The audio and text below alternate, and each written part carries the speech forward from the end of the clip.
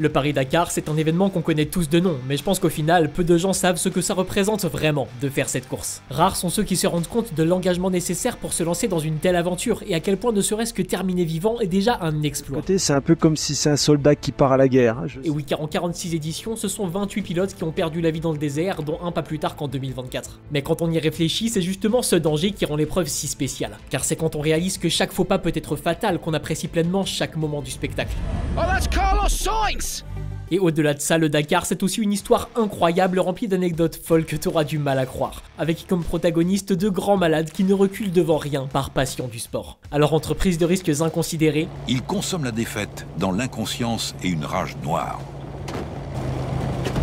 Duels iconiques, On s'est battu, c'était génial avec Cyril. Et braquage à l'italienne. La 405 T16 d'Harry Vatanen aurait disparu du parc fermé pendant la nuit. Il a dit on a la voiture de Vatanen, venez en taxi dans 15 minutes à la Sommapac avec 25 millions de francs CFA. Je t'emmène avec moi pour retracer les moments mythiques qui ont fait la légende du Dakar. Et si la plupart sont magnifiques, d'autres sont malheureusement plus tragiques. Car pour certaines raisons extrasportives, cette course à l'origine made in France ne commence plus à Paris et ne se termine plus à Dakar. En effet, elle a été exportée dans un pays plus que controversé et je n'oserais pas dire que c'était mieux avant, bien que d'autres le fassent. Après, c'est pas le pays que je préfère, c'est plus devenu une histoire d'homme. On commence par une petite devinette. À ton avis, quel est le point commun entre le Paris-Dakar, la Vaseline et le Viagra? Alors non, désolé, ce n'est pas le début d'une blague beauf, puisque ce qu'ils partagent, c'est le fait d'être des sérendipités. Je te rassure, moi non plus je ne connaissais pas le mot avant, mais pour faire simple, ce sont des choses inventées par hasard. Le Viagra, par exemple, c'était un médicament pour le cœur, jusqu'à ce qu'on se rende compte des effets secondaires.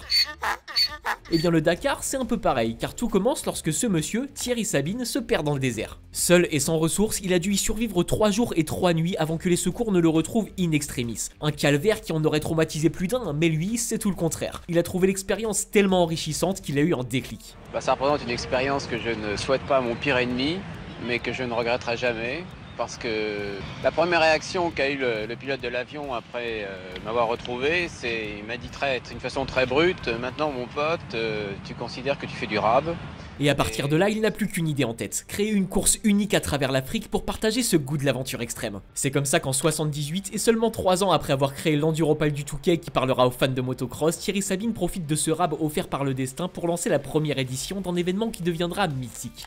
Dernier chapitre de l'actualité sportive, une grande aventure a commencé ce matin pour 176 pilotes d'auto et de moto qui ont quitté Paris pour Dakar. 8500 km d'un rallye qui leur fera traverser l'Algérie, le Mali, le Niger et le Sénégal. Des dizaines de pilotes passionnés par l'aventure, la vitesse et le danger s'élancent alors pour un périple qui s'annonce rude. Au programme, 16 étapes chronométrées quotidiennes que les participants doivent boucler le plus rapidement possible. Le but de chaque étape étant d'aller d'un point A à un point B avec comme seul outil de navigation un roadbook papier. Et les favoris à la couronne, ce sont les motards. Mais le revers de la médaille, c'est que ce sont aussi ceux qui prennent le plus de risques. Et ouais, des spéciales tous les jours pouvant dépasser les 600 km à travers des chemins de sable, des cailloux et des dunes, ça demande un effort physique monumental. En plus de ça, à ces vitesses, la moindre erreur et c'est la chute garantie. Tu as mal, Pascal? Je connais, je sais plus. Et si souvent c'est plus de peur que de mal, parfois ça tourne au drame. Et oui, car sur les 28 pilotes ayant perdu la vie depuis la création de la course, 23 étaient des motards. Et c'est justement quand on connaît tous ces dangers qu'on ne peut qu'apprécier l'exploit des 74 pilotes qui sont parvenus à rejoindre Dakar cette année-là. Rends-toi compte, c'est moins de la moitié de ceux qui étaient présents au départ et ça souligne bien la difficulté de l'épreuve. Avec en tête un jeune français de 22 ans qui sera à jamais le premier vainqueur, Cyril Neveu. De la beauté dans la douleur, comme le rappelle Thierry Sabine au terme de cette première édition. C'est-à-dire que cet attachement à l'Afrique, pour certains se compose de voyages ou de tourisme. Pour nous, c'est de la course intense, de la course absolue, avec la découverte avant tout de soi-même. Car l'Afrique est un grand révélateur de personnalité. Cette première édition est un franc succès et à partir de là, les médias s'emparent de l'événement. Bah ouais, des baroudeurs qui partent tromper la mort au beau milieu du désert avec des bécanes préparées au fond du garage, ça ne peut qu'attirer les foules. Et quand je te dis qu'ils trompent la mort, c'est vraiment pas une blague. Par exemple, en 83, c'est une quarantaine de pilotes qui sont introuvables puisqu'ils sont prisonniers d'une tempête de sable. Tout à coup, le Ténéré devient l'enfer et se réveille comme un nouveau Cap Horn. La visibilité passe de 2 km à moins de 10 mètres. Où en est l'équipe Honda maintenant? Il n'y a plus que Rebecca et Neveu et les 2 filles. Les 3 autres sont perdus.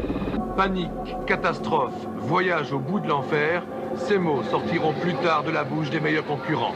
Ça prendra 4 jours à l'organisation pour mettre la main sur les plus égarés et certains ont dû se taper 60 bornes dans le désert avant d'être retrouvés déshydratés par les secours. Et puis les normes de sécurité, bon bah c'était celles de l'époque. Les mecs traversaient les villages pleines balles, faisaient le plein la clope au bec et n'hésitaient pas à prendre tous les risques pour grappiller la moindre seconde. Non, fais attention aux vaches.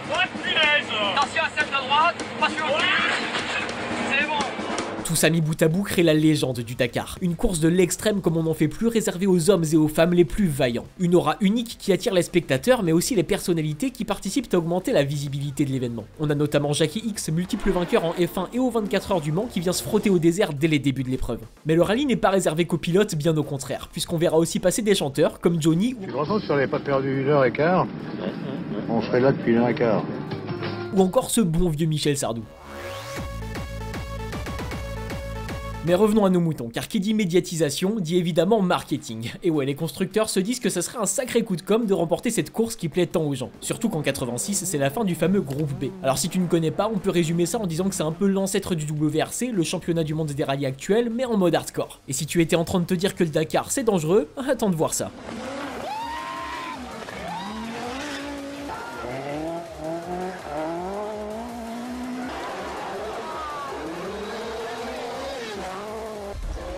Ces grands malades pilotaient des bolides de plus de 600 chevaux à travers des foules qui s'écartaient à peine pour les laisser passer. Sauf qu'à force de retrouver des doigts dans les garde-boue et après une série d'accidents, la FIA a décidé de l'interdire. On y repense avec de la nostalgie, c'était le bon temps, mais en vrai, on les comprend. Et cette interdiction, ça fait qu'un paquet de constructeurs se retrouve avec un monstre de puissance prêt à en découdre, mais plus de championnat pour s'amuser. Ils se tournent donc vers le Dakar pour notre plus grand plaisir. Ça y est, Thierry Sabine réalise son rêve en faisant de sa création la référence du rallye raid. Tout semble aller pour le mieux, sauf que le rab offert par sa bonne étoile en 77 touche à sa fin. Et oui, car malheureusement, le danger ne plane pas que sur les participants. La tragédie du Paris-Dakar a fait 5 morts. Dans l'hélicoptère qui s'est écrasé sur une dune de sable à la tombée de la nuit hier soir, il y avait Thierry Sabine, l'organisateur de la course, le chanteur Daniel Balavoine, notre consoeur Nathalie Audan, du journal du dimanche, Jean-Paul Le Fur, technicien opérateur radio, et François-Xavier Bagnoux, le pilote de l'hélicoptère. Une mauvaise visibilité amène l'appareil droit dans une dune de 30 mètres et avec lui ses passagers. Le Dakar est en deuil de son créateur, mais lui-même l'avait dit.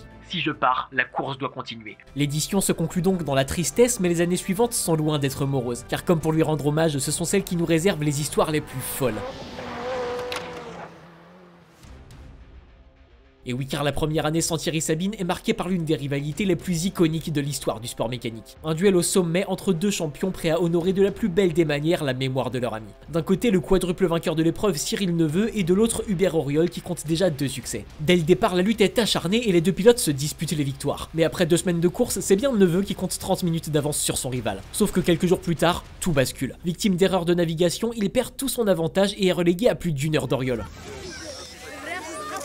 Ah oui, mais apparemment t'es tout seul. J'espère, ouais. Puis j'espère que ça va durer. Ouais, enfin pour moi c'est...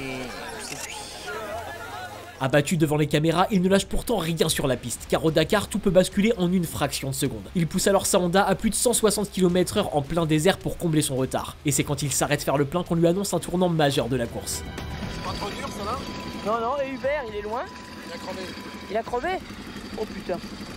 Remotivé, il donne tout pour mettre son adversaire sous pression. Auriol est alors forcé à prendre des risques pour conserver la tête, mais la veille de l'arrivée finale, il commet une erreur fatale. Lancé à toute vitesse, il chute et se brise les 2 chevilles à seulement 20 km de la fin de l'étape. Il parvient malgré tout à rejoindre le bivouac en se tordant de douleur, mais est forcé à l'abandon dans une des scènes les plus déchirantes du sport mécanique. J'ai les 2 chevilles. J'ai les 2 chevilles cassées. J'ai les 2 chevilles cassées. Je voulais remercier René pour ce rallye. C'était vraiment un rallye sublime. On s'est battu, c'était génial avec Cyril. Il est plus fort. J'arrête la moto. Cyril Neveu remporte alors son 5e Dakar et déclare « Il en fallait un qui gagne, malheureusement, ce fut moi ». Mais il n'y a pas que sur 2 roues qu'on a des histoires incroyables. Et oui, côté voiture, il y a aussi un tas de choses à dire. Car pendant que nos 2 compères se tirent la bourre à moto, c'est Vatanen qui remporte sa première victoire à bord de la légendaire 205 T16. Une auto qui lui avait déjà porté chance en groupe B. Alors si je te parle de lui, c'est en grande partie parce que c'est un pilote extraordinaire. Champion du monde des rallyes, quadruple vainqueur du Dakar et recordman du Pikes Peak à une main. mais aussi parce que l'année suivante, en 88, il lui arrive quelques bricoles. Alors en tête du rallye, sa 405 T16 disparaît en pleine journée. Évidemment, c'est la panique, tout le monde la recherche, mais impossible de mettre la main dessus. Jusqu'à ce que Jean Todt, ouais, le même monsieur qui est à l'origine des 5 titres de Schumacher chez Ferrari, mais qui à ce moment-là est le patron de Peugeot Sport, reçoive un mystérieux coup de fil. Où le standard m'a passé une personne, qui m'a passé une autre personne qui était vraisemblablement un Européen, qui m'a dit on a la voiture de Vatanen, venez en taxi dans 15 minutes à la Somapac avec 25 millions de francs CFA. La situation est lunaire. Ça voudrait dire qu'un type a réussi à s'introduire dans les tentes de Peugeot, à démarrer la voiture et à se tirer avec sans que personne ne le remarque. Sachant que ça ne se démarre pas juste avec un coup de clé, c'est une procédure longue et spécifique qui peut durer plus d'1 heure. Évidemment, Peugeot refuse de payer et au final on retrouve la voiture dans un champ peu après le départ. Alors n'hésite pas à donner ta théorie en commentaire, mais perso je trouve ça un peu gros. Et il n'y a pas que moi puisque beaucoup suspecteront Peugeot d'avoir tout orchestré pour pouvoir changer des pièces en cachette. Quoi qu'il en soit, on ne saura jamais le fin mot de l'histoire, mais si c'était le cas, c'est bien loupé car Vatanen manque le départ et est disqualifié. Et quand ce n'est pas sa voiture qui se fait tirer, ce sont les camions qui viennent le gêner. Regardez ce duel incroyable à 200 km/h entre Vatanen et De Rooij. Non, tu ne rêves pas, c'est bien un camtar qui dépasse Vatanen. Et à son volant, un sacré énergumène, Jan De Rooij. Il est grand, il est fort, il est néerlandais, c'est un fou furieux du camion de course, Jan De Rooij et son monstrueux DAF bimoteur de 1000 chevaux. Alors il faut savoir qu'à la base, si on engageait des camions, c'était avant tout pour faire l'assistance mécanique des voitures. Sauf que Yann, lui, il n'est pas là pour faire de la figuration. Il veut aller vite et pour ça, il engage son DAF Turbo Twin. Un monstre de puissance avec non pas un, mais 2 moteurs. Un à l'avant et un à l'arrière pour un total de 1000 chevaux. Avec ça mon pote, tu ne sautes pas les dunes, tu les laboures. À tel point qu'en 87 et en 88, il est à 2 doigts de remporter la course devant les motos et les voitures. Malheureusement, un de ses coéquipiers pulvérise son DAF entraînant la mort de son copilote. Nul ne sait encore que la mort vient de frapper le Dakar. Le 601 a décollé sur une petite dune. Le navigateur Kees van Lovenzin, 31 ans, a été éjecté et tué sur le coup. Après ça, les camions seront bridés par mesure de sécurité et ne joueront plus le général. C'est un peu frustrant pour le spectacle, mais en même temps, ça se comprend. Et pendant que Vatanen était occupé à chercher sa voiture et à se battre avec des camions, il y a un Français qui faisait parler de lui au guidon de sa Yamaha. Un jeune loup qui n'allait pas tarder à se faire surnommer Monsieur Dakar, j'ai nommé Stéphane Peterencel. Un nom qui doit évidemment parler aux fans de sport méca, mais si tu ne connais pas, dis-toi que c'est l'archétype du pur passionné. Le gars a commencé la moto quand il était tout petit et il s'inscrivait aux courses sous le nom de son père car il fallait un permis de conduire. Ouais, on a un peu triché avec mon père puisque j'avais que 16 ou 17 ans et je me suis inscrit, en tout cas mon père m'a inscrit sous son nom et c'était moi qui étais sur la moto. Et en fait j'étais pas très motivé pour les études, donc avec mon père, je lui ai dit écoute papa, j'ai plus envie d'aller à l'école, je vais devenir pilote professionnel. Toute sa jeunesse, Stéphane rêve du Paris-Dakar et en 87, le destin frappe à sa porte puisque Yamaha le repère et l'engage pour l'année qui suit. Déjà quand je pars à mon premier Dakar, j'en rêvais de le faire, mais au moment de partir, c'était, je crois, un départ porte de Versailles. Toute ma famille est à Paris, ma femme, mes parents. Et quand j'enclenche la première et que je pars, je dis, c'est un drôle de sentiment. C'est un peu... J'ai envie d'un côté, énormément envie, j'en rêve, mais d'un autre côté, c'est un peu comme si c'est un soldat qui part à la guerre. Je sais que c'est une course qui est dangereuse. Et oui, l'opportunité est belle, mais l'aventure est dangereuse. Et justement, pour sa première participation, ça ne se passe pas exactement comme il l'avait espéré. Il termine 18ème et voit son idole André Malherbe finir tétraplégique après une lourde chute. Une expérience traumatisante qui marque clairement son approche de la course pour les éditions suivantes. Et là, au bout de 4 jours, il tombe et il se retrouve tétraplégique. Et là, tu prends vraiment la réalité en pleine face. Tu dis, ouais, ouf. Là, c'est pas du playback. Ça te fait vraiment réfléchir, tu te dis waouh, il va falloir approcher cette course avec modestie et vraiment beaucoup de recul, de sécurité, prendre une marche beaucoup plus énorme que ce que je pensais. Fort d'une année d'expérience, il rempile pour 89 et est le pilote qui remporte le plus d'étapes. Il est même en lice pour la victoire finale mais arrache une suspension en sautant une dune. Une erreur qui lui fait perdre du temps et le relègue malheureusement au pied du podium. Puis l'année suivante, rebelote, manque de réussite puisqu'il tombe en panne au beau milieu du désert. Sans ravitaillement à l'horizon et avec son fils qui venait de naître, il prend sur lui et décide d'abandonner pour rejoindre sa famille. Et oui les gars, des fois il faut savoir revoir ses priorités. Mais ce n'est que partie remise puisqu'il revient le couteau entre les dents pour l'édition 91. Et cette fois-ci, les choses sont différentes car pour la première fois, il a les armes pour se battre avec les meilleurs. En effet, Yamaha passe sur des moteurs bicylindres, une technologie indispensable quand on veut jouer la gagne à l'époque. Peter enchaîne alors les bons résultats mais fait une erreur à la mi-course qui lui vaut de se perdre dans le désert du Ténéré. Heureusement, il n'est pas le seul et tandis que ses adversaires zigzaguent en espérant retrouver le chemin, lui prend une décision osée. Je fais un super coup de navigation parce qu'il y a un vent de sable qui se lève, il n'y a aucune visibilité, tout le monde perd la piste. Et moi, je sens que la piste, même si on l'a perdue, elle est à droite. Donc au lieu d'essayer de faire des petits virages droite-gauche et essayer de la retrouver à 50 mètres à côté, je décide de faire perpendiculaire à droite et de tailler sur plusieurs centaines de mètres, voire de plusieurs kilomètres, et je retombe sur la bonne piste. Un pari risqué mais payant puisqu'il retrouve la piste. Et là où il est super malin, c'est qu'au lieu de bombarder, il se régule à 30-40 km/h pour être sûr de ne plus perdre la trace. Doucement mais sûrement, notre Français termine alors premier de l'étape. Et ce n'est pas tout puisqu'il prend la tête avec 45 minutes d'avance sur le deuxième. Une avance confortable qui va lui permettre de gérer. Chez Yamaha, ça sort le champagne et tout le monde le voit déjà victorieux. Mais quelques jours plus tard, c'est le coup de tonnerre. Peter Hansel explose son amortisseur et doit finir la spéciale sur la jante. Je suis en train de perdre sûrement le rallye en ce moment parce que il reste 250 km, en roulant doucement, je devrais perdre à peu près 1h30 sur les premiers. Au final, il perd 3/4 d'heure et tout est à refaire. En plus de ça, son adversaire direct, Gilles Lallet, est un pilote redoutable. Déjà vainqueur du Dakar, il a l'expérience de son côté et le distancer s'annonce donc quasi impossible. Mais perdu pour perdu, Peter lance ses dernières forces dans la bataille. Il donne tout ce qu'il a et au bout de l'effort, arrache la victoire pour seulement quelques minutes. Il a alors seulement 25 ans et son rêve de gosse devient réalité. L'arrivée au Dakar 91, c'est le meilleur souvenir de toutes ces années du motorsport. Et ce premier trophée, il ne le garde pas pour lui. Grand Prince, il l'offre à Yamaha avec une phrase légendaire. Parce que je me rappelle lui avoir donné, je lui ai dit écoutez, vous l'attendez depuis plus longtemps que moi, ce trophée, et moi je pense que j'en gagnerai d'autres.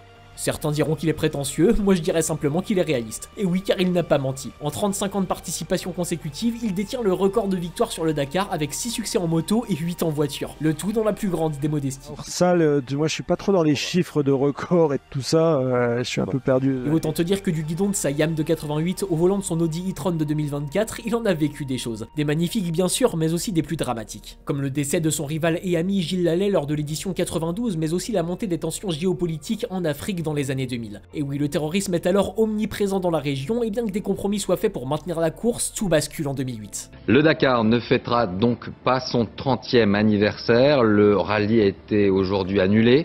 Les 2500 concurrents et accompagnateurs s'apprêtaient à prendre le départ à Lisbonne, au Portugal, mais les organisateurs ont choisi la prudence. Depuis quelques jours, le ministre des Affaires étrangères les mettait en garde contre les risques encourus lors des 8 étapes prévues en Mauritanie, un pays où 4 touristes français ont été assassinés à la veille de Noël. Juste avant le départ, 4 Français et 3 soldats mauritaniens sont assassinés. L'organisation décide donc d'annuler l'édition et délocalise l'événement. On entre alors dans une nouvelle ère du Dakar qui ne se terminera d'ailleurs plus à Dakar. Des changements qui apportent leur lot de bonnes choses, mais aussi de controverses. À partir de 2009 et pour une durée de 10 ans, le rallye déménage donc en Amérique du Sud. Alors au début ça râlait, mais au final les terrains variés font le bonheur des spectateurs et des pilotes. Puis à partir de 2019, l'organisation fait un choix qui va beaucoup faire parler en exportant la course dans un pays très controversé, l'Arabie Saoudite. Alors j'imagine que tu sais que ces dernières années, l'Arabie investit en masse dans le sport, que ce soit en faisant venir des superstars comme Ronaldo ou en organisant des événements prestigieux comme des grands prix de Formule 1. Et ça justement, c'est ce que beaucoup de spécialistes considèrent comme du sportswashing, une manière pour le gouvernement de laver son image bien terni par des choix politiques plutôt discutables. Droit de la femme, traitement des homosexuels et j'en passe. Quand on sait ça, il est évident que le Dakar fait partie de ce processus. Et c'est pourquoi beaucoup disaient que l'organisation avait répondu aux sirènes de l'argent. Mais perso, je suis moins catégorique. Oui, c'est vrai que les Saoudiens investissent dans des événements qui n'ont absolument pas leur place dans le pays, comme les Jeux d'hiver de 2029 qui sont une aberration. Par contre, le Dakar, lui, se prête à merveille à la péninsule arabique. Et quoi qu'on en pense, on ne peut pas nier que ça nous offre un super spectacle. Là où on peut discuter par contre, c'est sur l'aspect sportif. Et oui, car en 40 ans, la course a bien changé. Certains en sont contents et d'autres sont plus nostalgiques. Mais je trouve que Cyril Neveu résume bien la situation au micro de la boîte à gants. Alors je critiquerai pas, ça a évolué par rapport au temps et à la conjoncture économique et géopolitique. Bon, c'est devenu un sprint, c'est plus devenu une histoire d'homme, c'est devenu une course à l'état pur avec que des professionnels. L'amateur ne peut plus gagner une spéciale, c'est plus possible, ce qui pouvait être facile à notre époque. Et puis bon, ils ont trouvé un pays qui est fabuleux par rapport au terrain. Après, c'est pas le pays que je préfère par rapport à plein de choses. Et puis les voitures, c'est plus des voitures, c'est des camions. Donc, mais bravo, ça fait évoluer encore la technologie. Je dis bravo, ça c'est super. Ils ont amélioré la sécurité et il était temps. Perso, je continue d'adorer cette course encore aujourd'hui et je la suis comme un acharné tous les ans. Surtout que notre Sébastien Loeb national pourrait bien remporter sa première victoire cette année. D'ailleurs, si l'histoire de Seb t'intéresse, je t'invite à t'abonner pour ne pas louper la prochaine vidéo qui pourrait bien lui être dédiée. En tout cas, si tu as aimé celle-ci, je t'invite à mettre un pouce bleu et à laisser un commentaire, je me ferai un plaisir d'y répondre. Ce sont deux gestes simples qui aident vraiment la chaîne à être mise en avant. Tu peux aussi me donner des idées d'histoire que tu voudrais que je raconte et si ça me parle, bah j'en ferai peut-être une vidéo. Je te mets aussi en description le lien de la chaîne de la boîte à gants à qui j'ai emprunté quelques extraits. C'est vraiment une pépite pour tous les fans de sport auto, donc si tu connais pas, fonce regarder. D'ici là, porte-toi bien et je te dis à bientôt. La bise. Gagner le Dakar, c'est une chose, mais juste faire le Dakar et le finir, c'est déjà un exploit. C'est ce que je dis souvent, pour moi, les héros du Dakar, c'est pas les pilotes professionnels, c'est les amateurs motards. Vous avez 14 000 km, les conditions n'étaient pas comme elles sont aujourd'hui, tout le monde dormait sous la tente, se douchait une fois par semaine, enfin c'était hyper compliqué. Et voilà, juste d'arriver, c'est déjà un exploit grandiose.